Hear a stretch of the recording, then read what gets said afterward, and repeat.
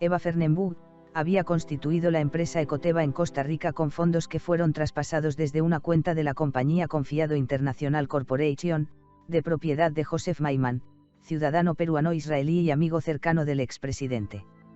Como demostró un reportaje de Marco Vázquez, en Panorama, los socios de Ecoteva eran nada menos que trabajadores de limpieza usados para crear la empresa.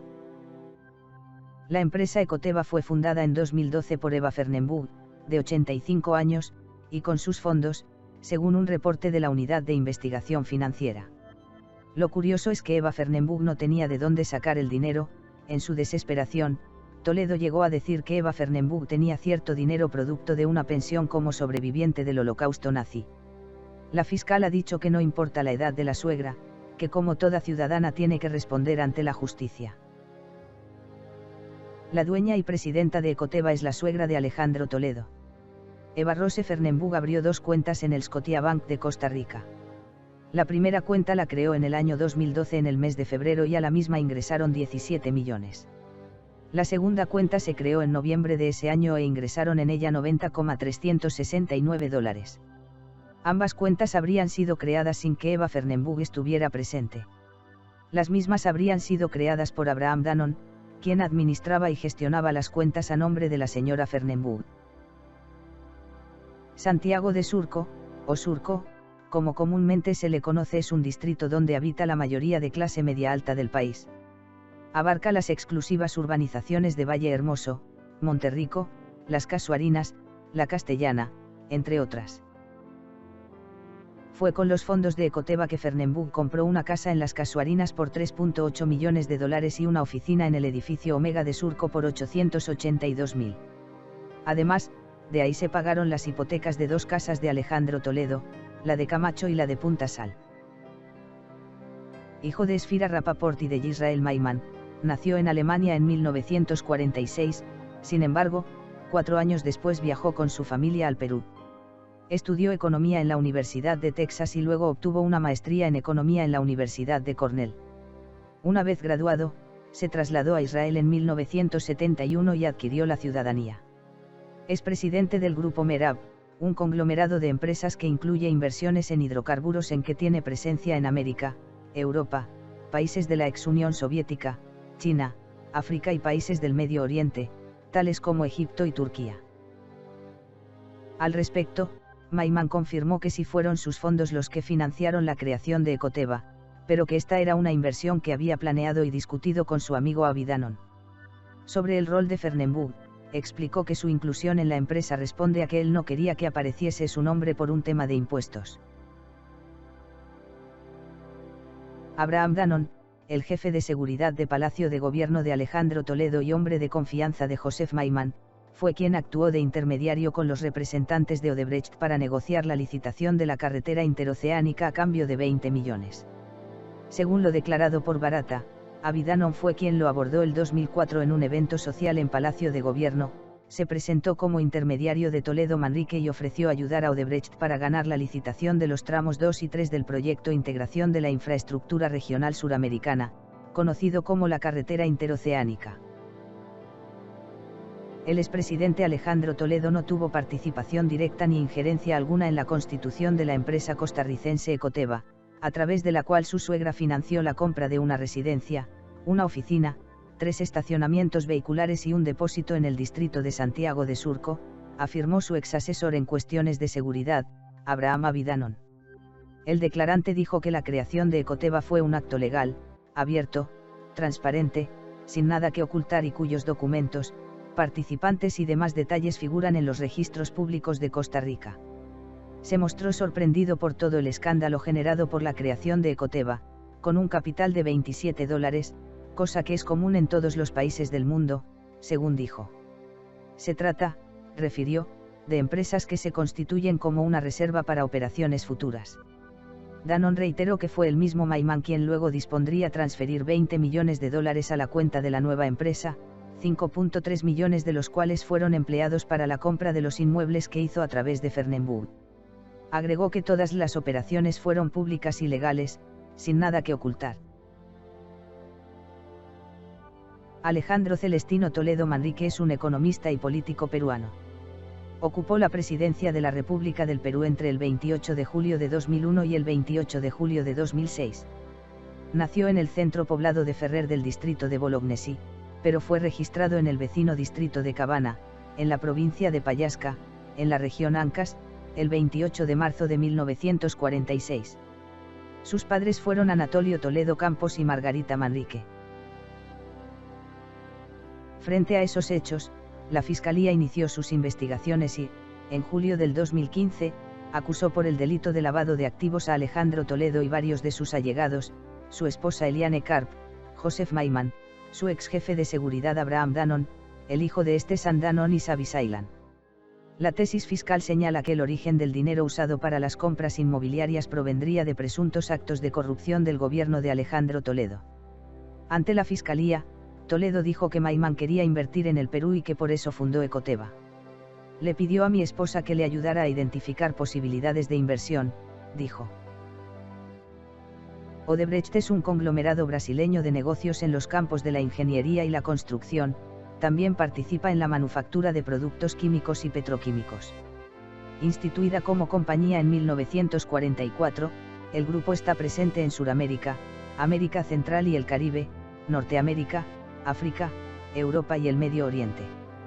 El 21 de diciembre del 2016, el Departamento de Justicia de los Estados Unidos publicó una investigación sobre la constructora brasileña Odebrecht, en la que se detalla que la misma habría realizado coimas de dinero y sobornos a funcionarios públicos del gobierno de 12 países para obtener beneficios en contrataciones públicas Angola, Mozambique, Colombia, México, Panamá, Guatemala, República Dominicana, Perú, Argentina, Venezuela, Ecuador y Estados Unidos.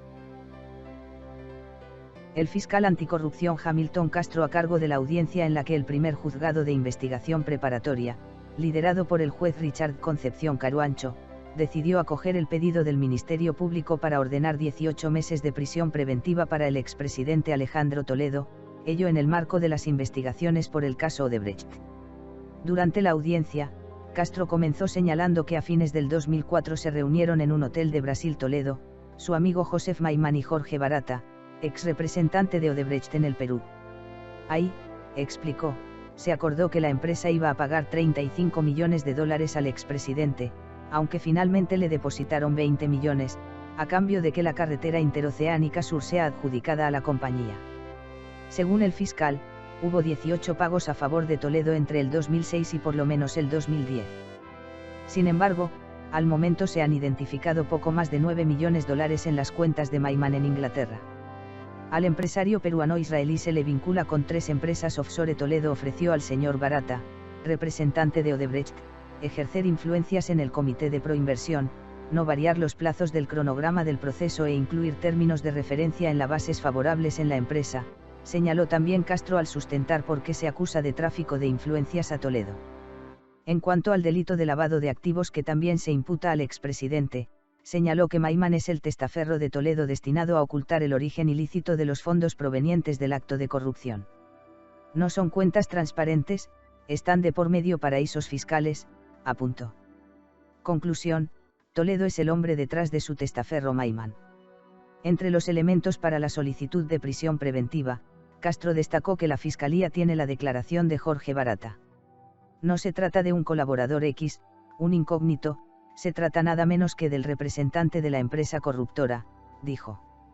No solamente tenemos lo que dice Barata, las operaciones en cuentas de empresas offshore de Maiman, sino que también la Fiscalía allana la casa del señor Toledo y encuentra una tarjeta del vicepresidente de Merab, una de las empresas en cuyas cuentas se recibió el pago ilícito entre Odebrecht y Toledo, sentenció. El tramo 4 está ubicado en la región Puno, en su recorrido atraviesa 2 provincias, Azángaro y Carabaya, 7 distritos y un sinnúmero de comunidades campesinas y centros poblados.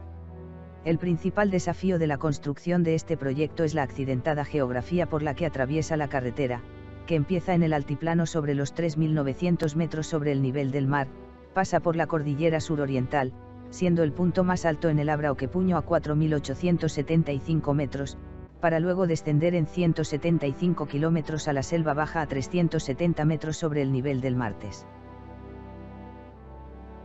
La Interoceánica Sur demandó una inversión de cerca de 2.000 millones de dólares, un presupuesto que estuvo marcado por denuncias e irregularidades que involucran a autoridades peruanas y empresas brasileñas. La construcción de la obra se inició oficialmente en marzo de 2006 sin estudio de impacto ambiental y sin pasar por el Sistema Nacional de Inversión Pública que, según los expertos, en la práctica significaba no demostrar la rentabilidad social y económica de la obra. La concesión fue entregada solo con un estudio de factibilidad y no con un estudio definitivo de ingeniería, lo que hizo que se subestimaran los costos de inversión y se abriera una puerta para que los propios concesionarios definieran los costos adicionales y el aumento del presupuesto. En 2005, la construcción de la Interoceánica Sur se estimó en unos 800 millones de dólares, en 2008 creció a 1.303 millones de dólares y a marzo de 2015 bordeó los 2.000 millones de dólares, según cifras oficiales. La inversión de la obra estuvo camino a triplicarse con el cambio reiterado de los contratos, 22 adendas para los tramos 2, 3 y 4 de la carretera. Se trata del exdirector ejecutivo de Odebrecht en el Perú, quien se acogió a la delación premiada. Con este mecanismo de la justicia de Brasil, Barata y otros 77 exdirectivos podrán intercambiar con la Fiscalía testimonios por beneficios o exenciones de pena. Ingeniero de profesión, Barata fue director ejecutivo de Odebrecht Latinvest con sede principal en Lima. Trabajó en la sucursal por más de 12 años, y lleva casi 20 años viviendo en el Perú. Jorge Barata declaró en el interrogatorio de la Comisión Lava Jato que sus ingresos mensuales ascendían a 85.000 soles. En Lima registra un departamento a su nombre, en el cuarto piso de un edificio en San Isidro. Según El Comercio, lo adquirió por 570.500. La partida de compraventa fue inscrita en mayo del 2011.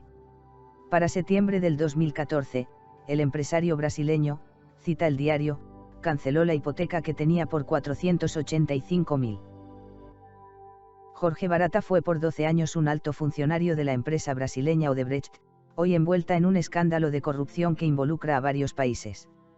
Barata, de 54 años, fue director ejecutivo de la firma brasileña y es el hombre clave en el conocido caso en el que se habrían pagado millonarios sobornos para obtener licitaciones en los países donde operó. Según el congresista Víctor Andrés García Belaúnde, Barata es una especie de Montesinos en Odebrecht, es el operador, el que sabe todo, más que el propio Marcelo Odebrecht. Barata precisó: nosotros negamos haber entregado cualquier recurso a cualquier político en todo nuestro periodo de operaciones en este país. El empresario se reunió con presidentes y con los candidatos favoritos a la presidencia de nuestro país. Entre ellos Alan García y Ollanta Humala. También habría escuchado por separado a los candidatos Keiko Fujimori y Pedro Pablo Kuczynski.